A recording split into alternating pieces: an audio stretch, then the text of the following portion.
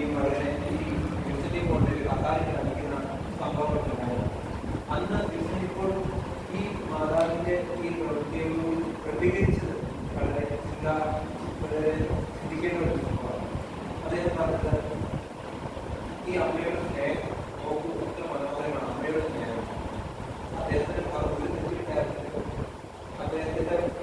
അദ്ദേഹം ന്യായമായ ഒരു കാര്യം ചെയ്തപ്പോൾ ഈ അമ്മ ഇങ്ങനെ പ്രതികരിച്ചപ്പോൾ ഇദ്ദേഹം പ്രതികരിച്ചപ്പോൾ അമ്മയുടെ സ്നേഹം ഉണ്ടാകും.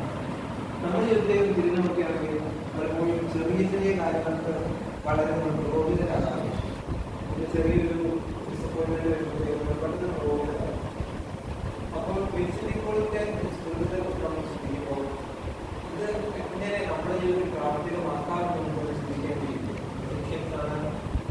സഭയുടെ 5 years ആയിട്ട് നമ്മൾ ഈ 5 സുഹൃത്തുക്കളെ കണക്കാക്കുമ്പോൾ അതൊരു സുഹൃത്തമായ ഈ മീക്നെസ്, സൗമ്യത എങ്ങനെ നമ്മുടെ ജീവിതത്തിൽ പ്രാവർത്തികമാക്കാം, നമ്മുടെ വ്യക്തിഗതമായ ജീവിതത്തിൽ അതോടൊപ്പം അടുത്ത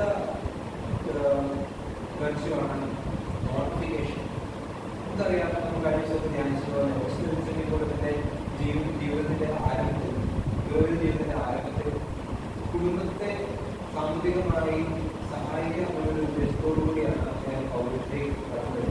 ഇവിടെ ഉണ്ടെങ്കിൽ പോലും അദ്ദേഹത്തിന്റെ പ്രൈം മോട്ടീവ് എന്ന് പറയുന്നത് കുടുംബത്തെ സാമ്പത്തികമായി ഹെൽപ്പ് ചെയ്യും. അപ്പോൾ അത് മുമ്പോട്ട് പോയി കഴിയുമ്പോൾ അദ്ദേഹത്തിന്റെ ജീവിതത്തിൽ ഒരു മാറ്റം വന്നു കഴിയുമ്പോൾ, ദൈവാനുഭവം ഉണ്ടായി കഴിയുമ്പോൾ, അദ്ദേഹത്തിന്റെ വിളിയുടെ യഥാർത്ഥ അർത്ഥം എന്താണെന്ന് അദ്ദേഹം തിരിച്ചറിഞ്ഞു കഴിയുമ്പോൾ പിന്നീട് അങ്ങോട്ട് ഒരു അത്യാവശ്യ ജീവിതം അദ്ദേഹം നയിക്കണമെന്നുള്ളതാണ്.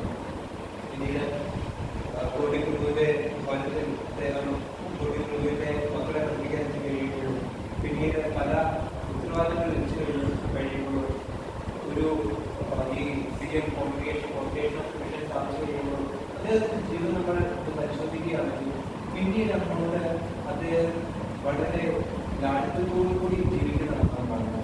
വളരെ ജീവിതത്തിൽ പല ആത്മനിയന്ത്രണങ്ങൾ കാണിച്ചുകൊണ്ട് പണ്ട് അദ്ദേഹത്തിന്റെ മോട്ടീവ് വേറെ മറ്റൊന്നായിരുന്നെങ്കിൽ ഇന്ന് അദ്ദേഹത്തിന്റെ മോട്ടീവ് തികച്ചും മറ്റൊന്നാണ്.